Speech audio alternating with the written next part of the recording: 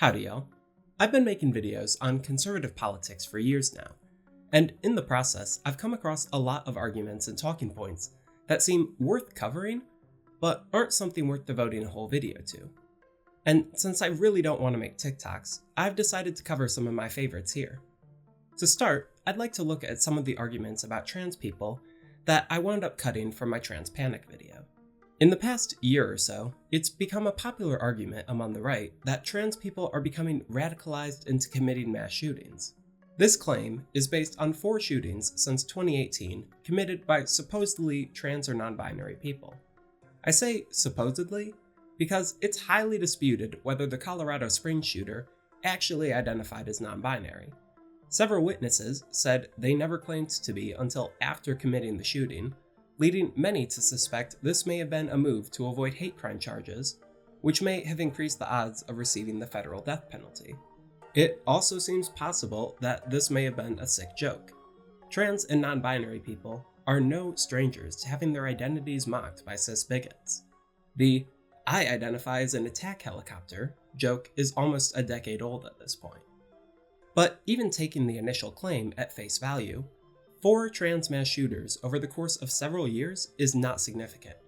There were 3,350 mass shootings from 2018 to 2023. That would put trans mass shooters at about 0.1% of the whole. This is far lower than the percentage of trans people in the US, with estimates ranging from 0.6 to 2%. The threat of trans shooters has been artificially amplified, as the identity of the shooter causes these attacks to receive outsized attention from conservative outlets. Additionally, false claims about mass shooters being trans are often spread in the wake of these tragedies. With the Uvalde shooting, for example, pictures of a young trans woman from Georgia were spread around on 4chan under the claim that she was the shooter. This lie was picked up by elected officials, conservative groups, and media talking heads like Alex Jones and Candace Owens. And following a shooting in Louisville, people reported on the fact that the shooter had pronouns in his LinkedIn bio, with one idiot saying, "It's not the guns, it's the pronoun extremists." Of course, both the Uvalde and the Louisville shooter were cisgender men, as are the overwhelming majority of mass shooters. And while I was writing this script, a cisgender woman committed a mass shooting at a church, and was also labeled as trans by right-wing media. Fear has also been stoked over the disproportionate number of autistic people within the trans community. Unlike with mass shootings, there is actual data to back this up, with trans people being about 3 to 6 times as likely to be autistic compared to the general population. Of course, the argument isn't just, a lot of trans people are also autistic. That's cool. Rather, they frame it as innocent autistic youth being brainwashed by the vicious trans ideology, because their weak little autism brains are uniquely vulnerable to being duped into transness. This is wrong, and really demeaning to autistic and trans people. There's nothing to suggest that autistic people are more likely to be dissatisfied with their transition or detransition, so it's not like they're not really trans. And even if some did detransition, that's still not adequate justification to put up additional roadblocks to prevent autistic people from transitioning. Rather than them being uniquely susceptible to trans indoctrination, a view that infantilizes autistic teens and adults while playing into the predatory transgender narrative, many suggest that autistic people are less likely to concern themselves with societal gender norms, and thus less likely to repress their trans identity. One of my friends is autistic and a furry, another group which is often looked down upon by society. She says that because people already viewed her as weird due to her autism, she wasn't concerned about being perceived as part of the furry community, instead prioritizing what makes her happy. She's also a demigirl, which would probably have been more relevant to the actual discussion, but I'm not going to pass up an opportunity to discuss furries. Rather than being confused and easily manipulated, autistic people have just as strong of a perception of their own identity as the rest of society.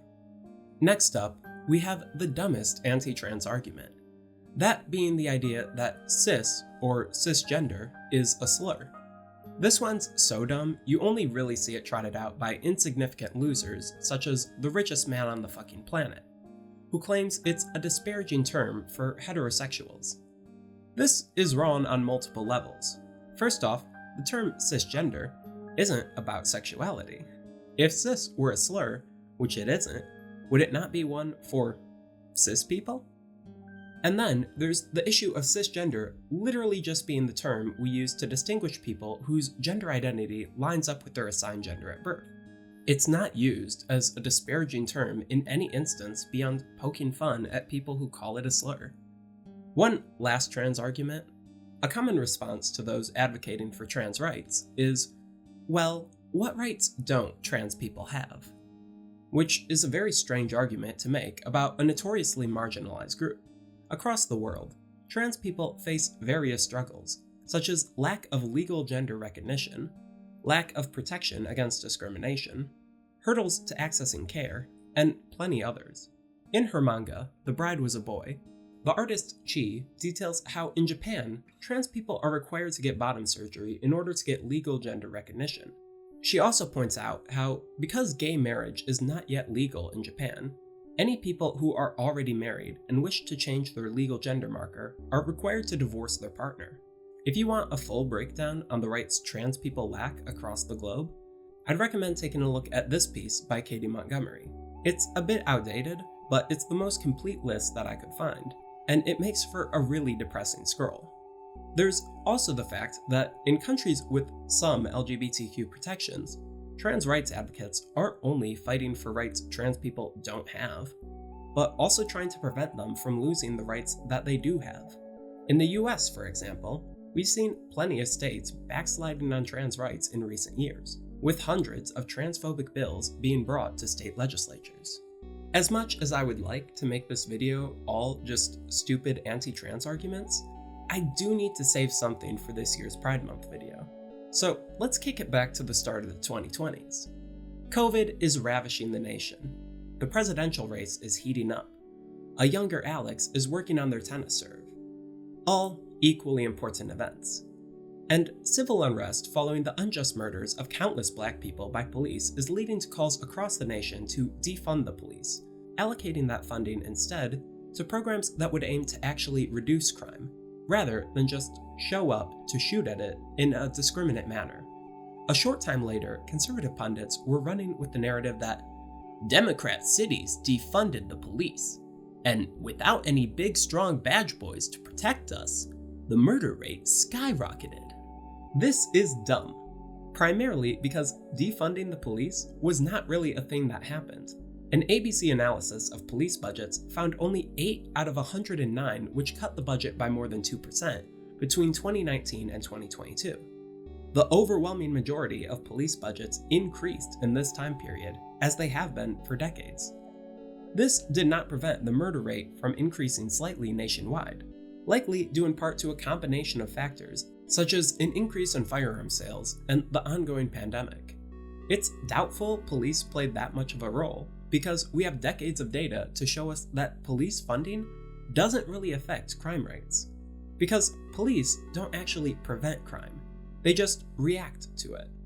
Even the few cities that did temporarily reduce police funding quickly increased it following public pressure. Austin, Texas committed the most severe budget cut of 30%, reallocating the funds to a bevy of other public services. Then, a year later, Texas made it illegal for cities to cut police budgets, so Austin increased theirs 50%. If you want a more in-depth look at this massive defund the police lie, Some More News has a great video on it.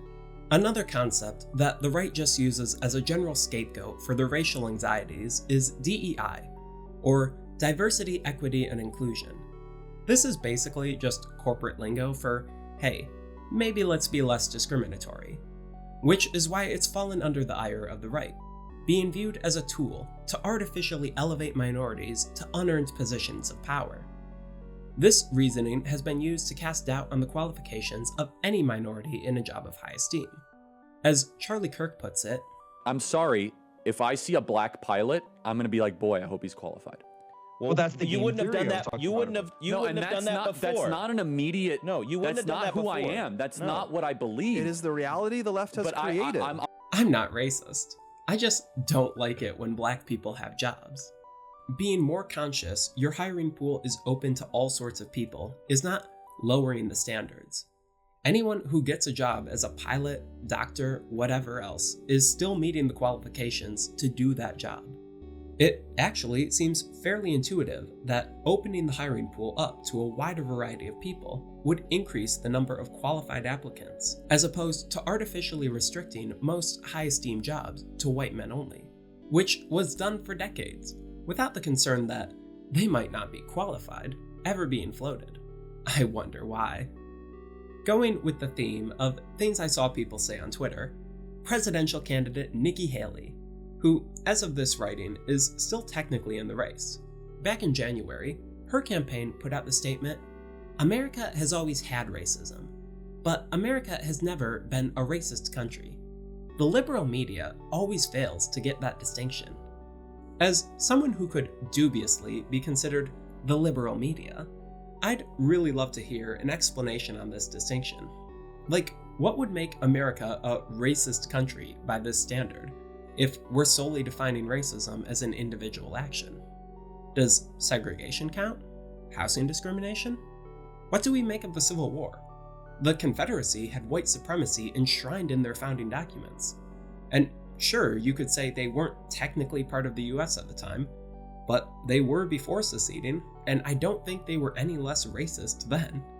What do we make of the series of compromises leading up to the Civil War that expanded the reach of slavery? Hell, Article 1, Section 9 of the Constitution protected the importation of enslaved people for the first 30 years of the Union. Does that not count just because they didn't specifically say slaves? The Haley campaign says that America is special because its people are always striving to do better and live up to our founding ideals of freedom and equality. But in my last video, we covered how the US has, in large part, given up on achieving racial equality in its education system. Are we just giving the country partial credit because Jefferson wrote, "All men are created equal"? And we've kinda, sorta stood by that some of the time when it's convenient? I mean, I'm starting to think that this whole argument is just an attempt by the right to pretend the US is a post-racial society in order to ignore ongoing issues of racial discrimination and inequality. But that couldn't possibly be true. Then there's the matter of climate change, the biggest crisis of our era that's also seemingly impossible to get the median voter to give a shit about. We're often told how the climate isn't actually changing, despite mountains of evidence going back decades demonstrating exactly that. We're told how there isn't true consensus on the matter, despite 97% of climate scientists agreeing, and many of the climate experts trotted out by the right not actually being climate scientists, such as Alex Epstein, an author who's testified before Congress, been in several PragerU videos, has a very unfortunate name, and whose climate expertise consists primarily of fossil fuel companies handing him money. Another common retort is that the climate changing is just part of the natural warming and cooling cycles of the Earth, not influenced by human activity. And yeah, the Earth does cycle over long periods of time, but the recent warming is very rapid, correlating with a massive increase in atmospheric CO2 and other greenhouse gases as a result of human activity. There's no indication of any natural processes, such as increased solar activity, which would have created such a drastic warming effect. And it really feels like we're just scraping for reasons not to care. Speaking of reasons not to care, another tactic is to discredit the validity of a scientific consensus on climate change by saying stuff like, well, in the 70s, they all thought the Earth was going to get colder. You really can't trust these eggheads, you know? But this is also inaccurate. A 2008 review of the literature found that while there were some papers published in the late 60s and early 70s predicting a global cooling, these were never a majority of the articles on the matter, and researchers soon arrived at a consensus as more papers were published. There being some initial disagreement on the matter doesn't erase the validity of the modern consensus. It just demonstrates how the study evolved over the course of time as more information was learned. You know, how science works. Not gonna lie, I feel like I'm on a roll debunking these. I could probably do this for hours. It's just, does it feel like it might be too easy? Like, none of these talking points really have that much substance. Is there a reason for that? Oh shit! Does this video have an actual point? Part 2. Why conservative arguments are so bad. I think I've made it clear in this video, and previous ones, that many right-wing arguments don't stand up to any degree of scrutiny. Which begs the question, why is it that these arguments persist? And what is it they're trying to accomplish? In the 1950s, tobacco companies began to recognize the harmful effects of smoking, learning that it was addictive and linked to increased risk of cancer. Several independent researchers had begun to look into the negative effects as well, with these dangers being brought to public attention as early as 1952. In an ideal world, we would have seen the implementation of public safety measures soon after. But that isn't what happened, because the tobacco industry still wanted to make money, so they set out to prevent any degree of regulation on their industry.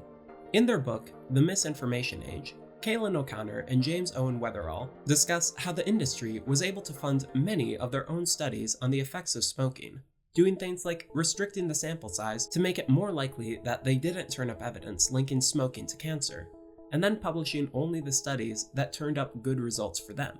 Additionally, the industry began spreading any independent studies that failed to conclude a link. The result of all of this was that, despite there being strong evidence linking smoking to cancer, a fact that's more widely accepted now, the industry was able to make it seem like there was a lack of true scientific consensus. The goal was not to be correct, but to successfully stall any action against the tobacco companies. We see this repeated today, most often with the climate crisis. In The Misinformation Age, they cover how when evidence began mounting of the danger posed by acid rain, the job of developing a framework to combat air pollution fell to the Reagan administration. In order to assess the danger of acid rain, a panel was created to review the relevant literature. The panel consisted of several climate scientists whose research was in the relevant areas, and one physicist, Fred Sainer, who had been personally added to the list of panelists by the White House, and had a clear partisan agenda, being a member of the conservative think tank, the Heritage Foundation. The panel at large created a report concluding that acid rain was a problem that needed to be addressed immediately. Sainer, on the other hand, concluded that the only acceptable response was doing nothing, and that there wasn't sufficient evidence of any danger yet. This disagreement would cause the panel to stall, until eventually a watered-down version of the report was released, and it took years after the report's release for any action on acid rain to get passed. We continue to see this today, where despite overwhelming evidence of the dangers posed by climate change, the right still champions the opinions of the couple people, who may not even be climate scientists, that say, it's not a big deal.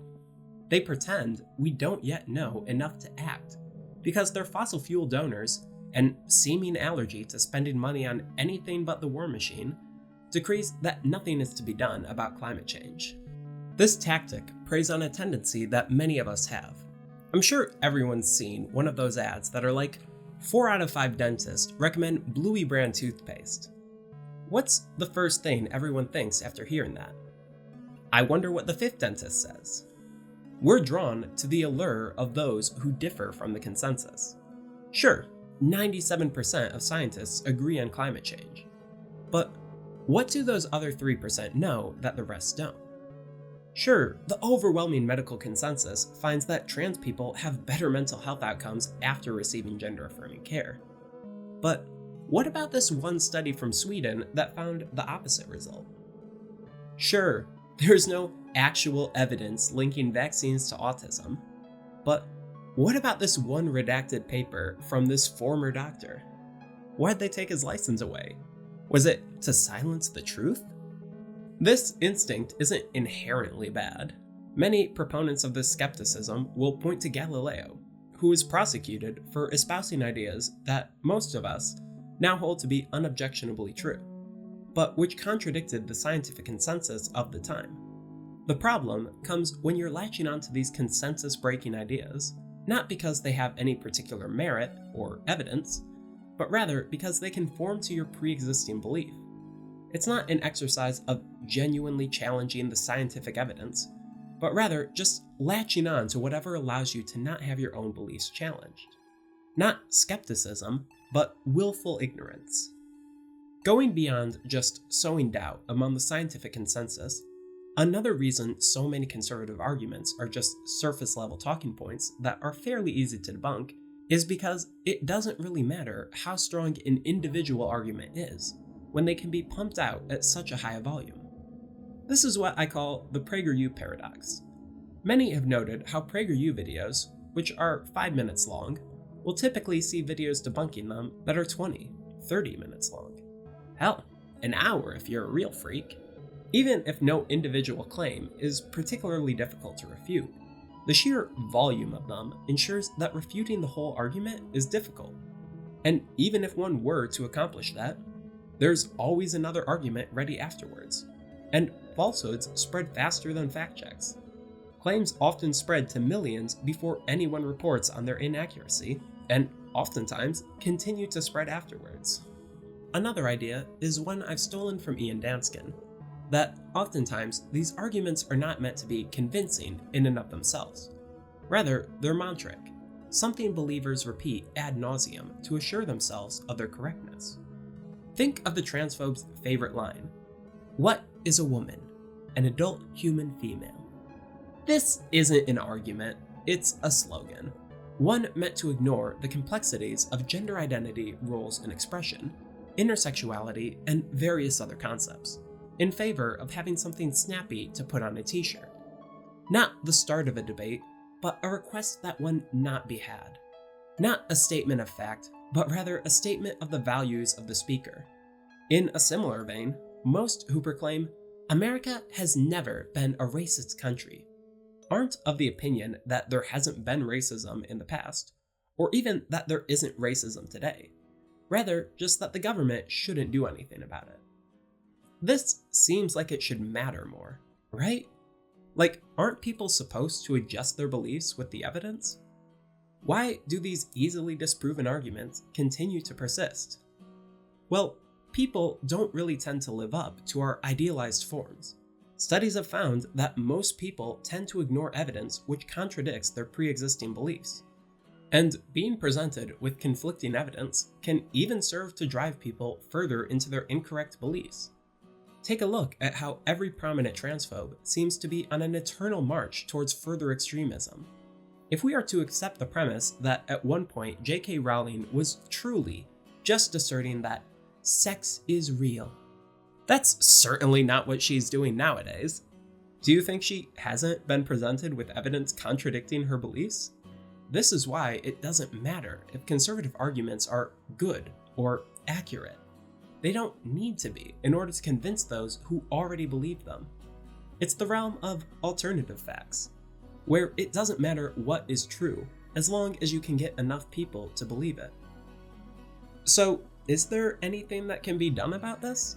I usually like to end these videos on an optimistic note, but not gonna lie, this whole situation just seems kinda depressing. Well, I feel like this is a good time to stress the importance of the education system. People's ideologies are most malleable while they're young, and the right knows this. That's why we've seen countless attacks on public education. That's why PragerU is putting their shit-ass propaganda into actual classrooms. There's untold value in kids being educated with the critical thinking skills to not just accept whatever bullshit they're fed. I'd also suggest that there's a limit on the value of endlessly debating with the right. Like, don't get me wrong, I was on that grind set too a while back. It can be addicting to win Twitter arguments, but it's not really changing minds. Now, if a person seems open to a genuine discussion, far be it from me to discourage you. Hell, I would even suggest that these shitty arguments can function as bait to divert the discussion towards a pissing match instead of anything actually productive. There's value in debunking these false claims and shitty arguments. But we can't lose sight of the real issues they're obfuscating. Thanks for watching. Like, comment, and subscribe.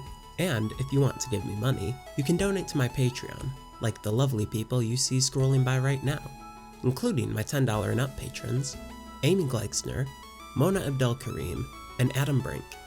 Your support helps me to do this instead of my homework, so it's very much appreciated.